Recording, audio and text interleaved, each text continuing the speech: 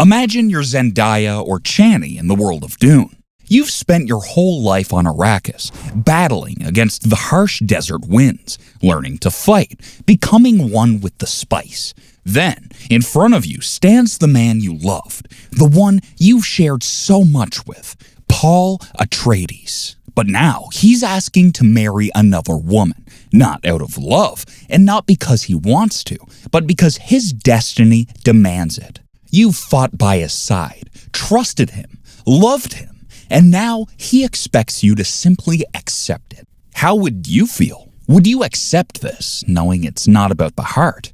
Would you stand aside and let him fulfill his role, even as your heart breaks? Let's step into Chani's shoes for a moment and see the world through her eyes. It all starts before you even meet him. You hear the whispers, the stories of Paul Atreideis, the boy from Caledon, the one that would be the Kwisatz Haderach, the one who could see the future and whose bloodline carries the weight of a legacy that could reshape the universe. But you knew him before the prophecy, before all the power. You knew him as the boy who stumbled onto Arrakis with his family, his eyes full of uncertainty and wonder. You heard of how he escapes an assassination attempt by a Harkonnen spy hidden inside the fortress walls, and how he attempts to get spice production on track despite the attack from enemies. You watch him hone his Bene Gesserit skills, and then he announces that he'd join your people to fight for your cause. You see people hold him in high esteem, but then he becomes more than just a hero. He was your partner, the one who would stand by your side as you both navigated the endless desert. You shared dreams of a life beyond politics, beyond bloodshed. You shared moments of laughter and hope in a world that had none. But then, things changed. The dreams, they changed. Paul has changed. He's no longer the boy you fell in love with, the one who trusted you to show him the way. The universe had a plan for him, a plan that pulled him away from you, and you were supposed to be part of that plan. His visions became stronger, and he believes he has to fight a war. Holy war, he said, but you know the implications. Then he becomes a prince, a ruler in the making. The weight of the entire galaxy rests on his shoulders, and the pressure is reshaping him into something else. I will love you as long as I breathe, he once said. As long as I breathe. And somewhere along the way, he lost sight of you. The prophecy is heavy, like a chain pulling him away from you. You can feel it every time he speaks of the future, every time he mentions his destiny. It's like he's slipping further into his role of power, and the person he was, your Paul, is vanishing. There are moments where you catch a glimpse of him, the boy you loved, but they're fleeting, just shadows in the distance. Maybe his future was always bigger than your love.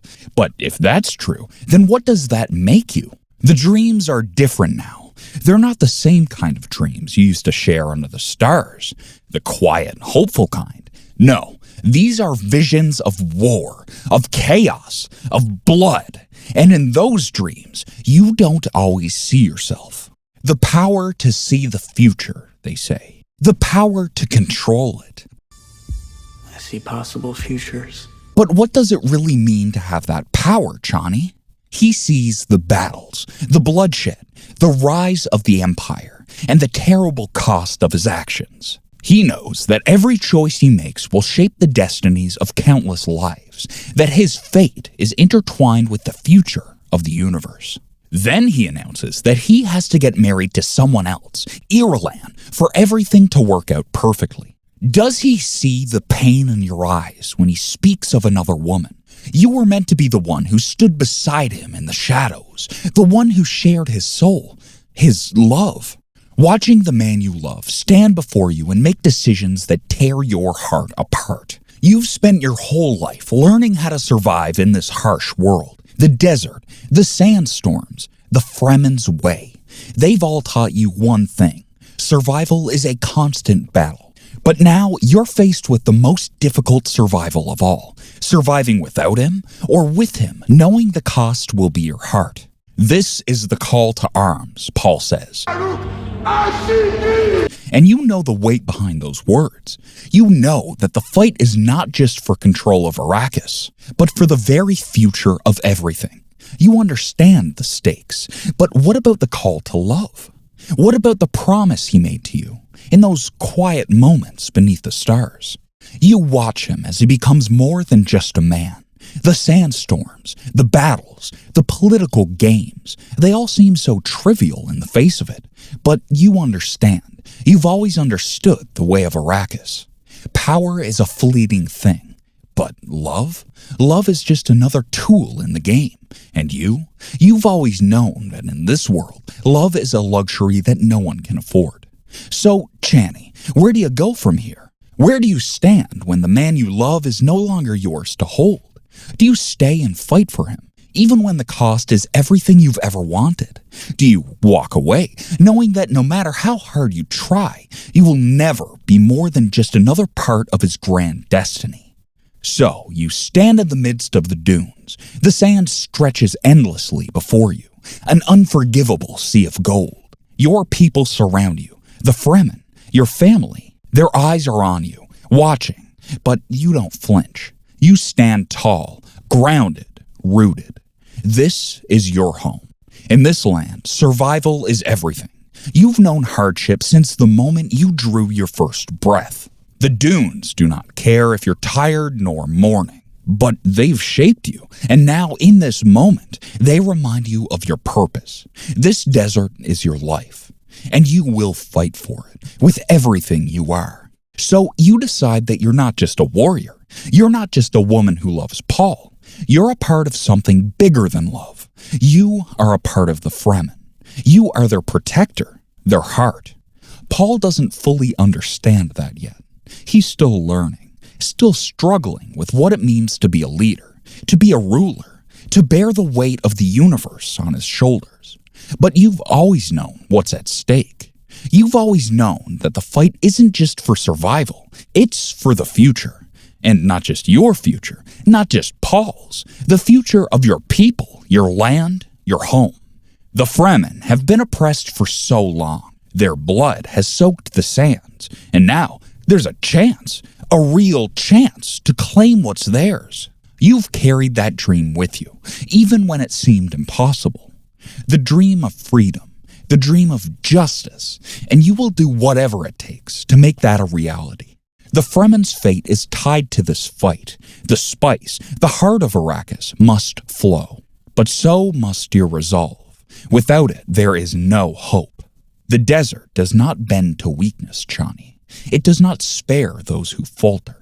It devours them, just as it will devour the Empire if it stands in your way. Paul's dream, his vision, may be bigger than love. His destiny may stretch further than your love for him. But your dream? It's not just for you. It's for all of Arrakis. It's for your people, for the survival of the Fremen. That is the dream that keeps you going. That is the dream that will not break. So you stand, eyes to the horizon, knowing that what lies ahead is both a fight and a sacrifice. You know that no matter where he goes, no matter what destiny calls him to, you are the desert. And the desert is unyielding. The dream is bigger than love. It is bigger than anything you or Paul could ever hope to grasp. The future of Arrakis depends on it, and you will make sure that the future is yours to shape. The desert is vast, but your heart is vaster. And whether you choose to stay and fight or to walk away, the winds of Arrakis will always remember you. So let's pause. Think about it.